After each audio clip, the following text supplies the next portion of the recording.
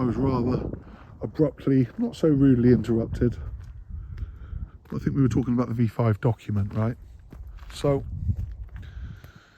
the V5 document is essentially what the certified copy of an entry is for the child, but it's for your car. It makes you a registered keeper. So now we're in a situation where we're all tangled up with all these documents. Bank account as well, capital letters always.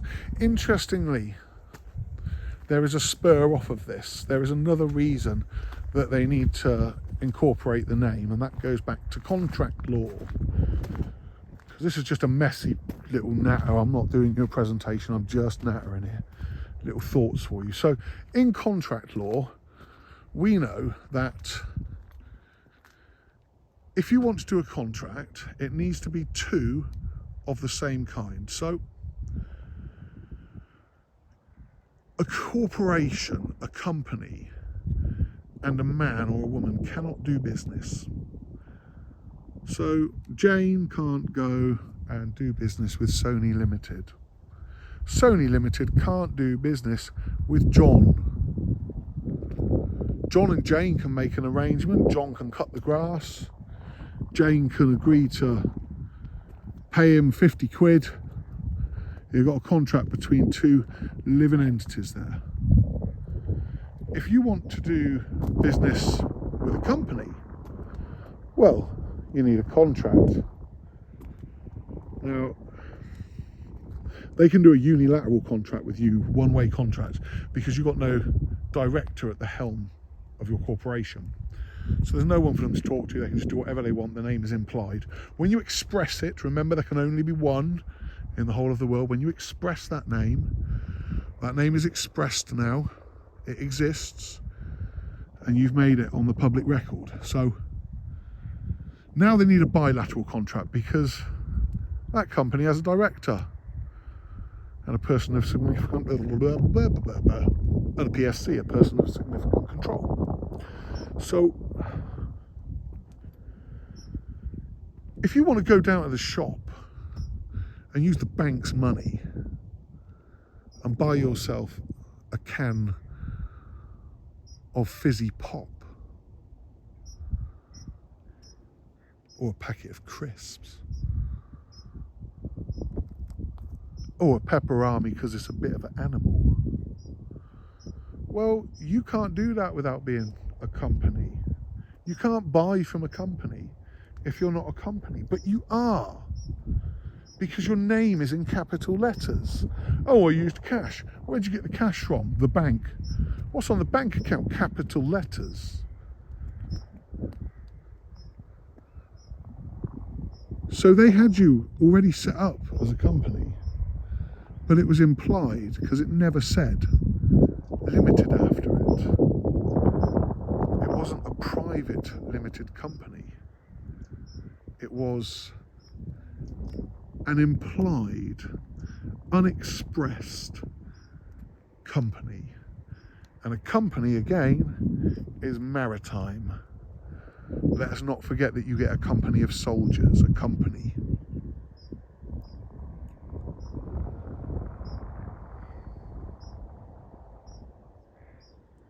So you had to be an implied corporation, you had to be. Otherwise you couldn't do anything. We live in a dead entity realm. The United Kingdom is a dead entity realm. You cannot be seen in the United Kingdom unless you're dead. On paper. You need to be the body, you have to be. You have to be a corporation. You have to be a legal dead entity. You have to be. Otherwise, how are you going into their system and doing anything if you're living? Because in English grammar, the correct way to spell a Christian name is in uppercase and lowercase. A Christian name is an uppercase letter followed by a sequence of lowercase letters. There is no definition for a middle name. It's not a thing. That's how they keep us as a sinner, running around with middle names. They love to make us sinner. We're in a sinner's realm, distracted by all sorts of sins. So they love us to be a sinner with a middle name. But what you're supposed to do is set your Christian name up correctly, which is uppercase and lowercase. If you have a middle name that you would like to keep, then it becomes part of your Christian name. Because the Christian name is the name given at baptism. And you have to, bad quotation here, but you don't give it at birth. At some point the name becomes the Christian name. I don't like to say things that aren't factual, so don't quote me on this, but I believe that you are an infant up to the age of 7, and at 7 you become the child. I believe that's when they would do the certificate of name given, not in baptism, because you also get a certificate of name given in baptism. I can't comment on the name not given in baptism, because I hold the name given in baptism, you see, and that's the only true legal name. Definition of a legal name: a Christian name and a Christian name or names put together with a surname to create a legal name. The Christian name and the surname. We know the definition of the surname is the family name distinct from the other names. We know that a name is an individual person, a firm or corporation. Well, if I'm an individual person, there are 4 different types of person. You get the person, you get the artificial person, you get the individual person, you get the private person. You get the natural person.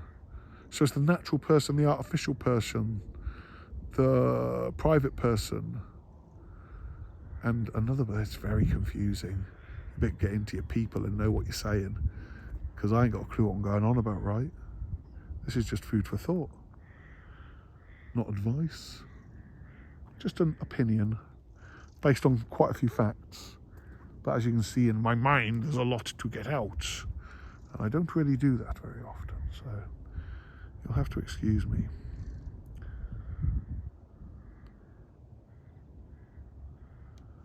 So they got us all tied up. They're doing all sorts of business with us. Now I have a question for you.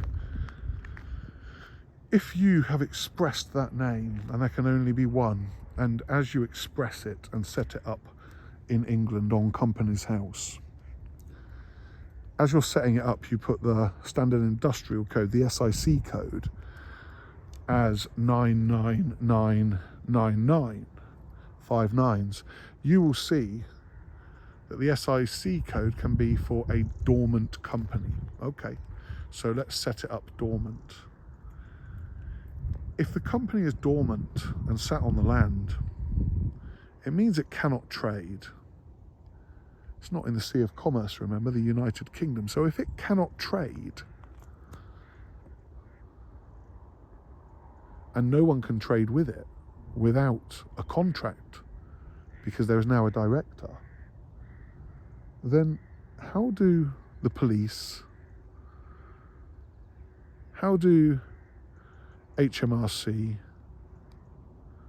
how do the councils, how do any of them believe that they can do business with a unilateral contract, i.e. something you did not agree to? The answer is, of course, that they believe that you're still in the United Kingdom. Therefore, you're in the Sea of Commerce under maritime law. But if you were to check and do your due diligence, companies, you would see that the name is no longer in the Sea of Commerce. Detach yourself from your name. You are not your name.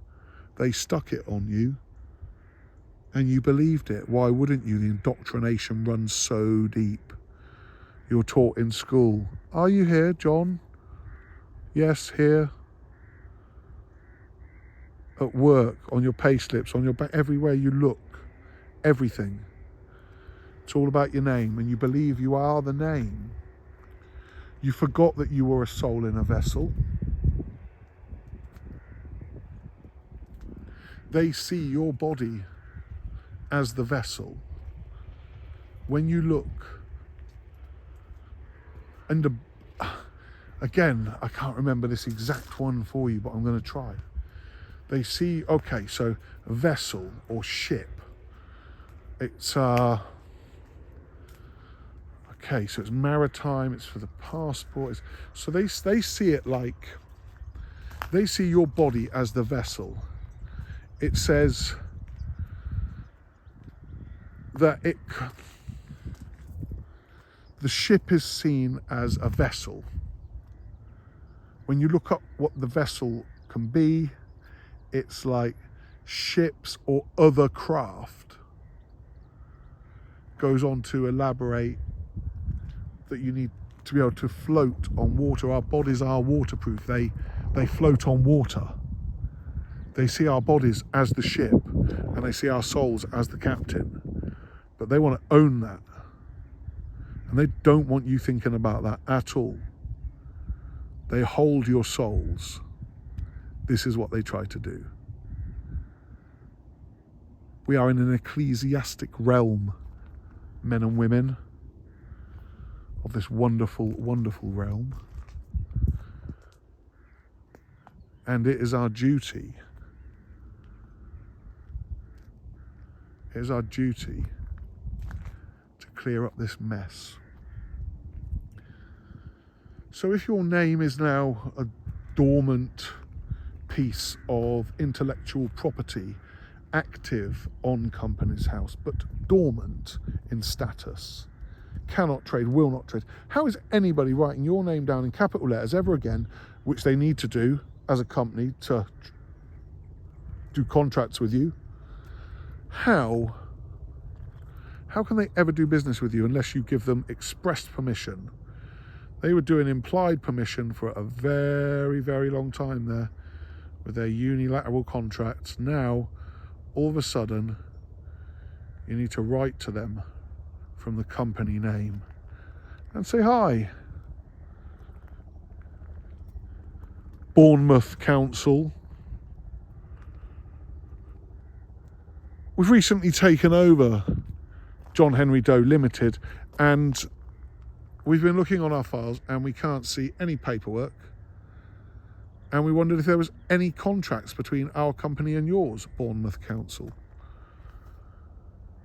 And you send that to the CEO and you ask them that question. They're going to come back and they're going to go, no, there are no contracts. Thank you very much. We'll file that away in our paperwork. Now, if they come knocking for anything, well, you just simply have to present that, really. Because if they're trying to say something, where's the contract? If there is no contract, there can be no bill.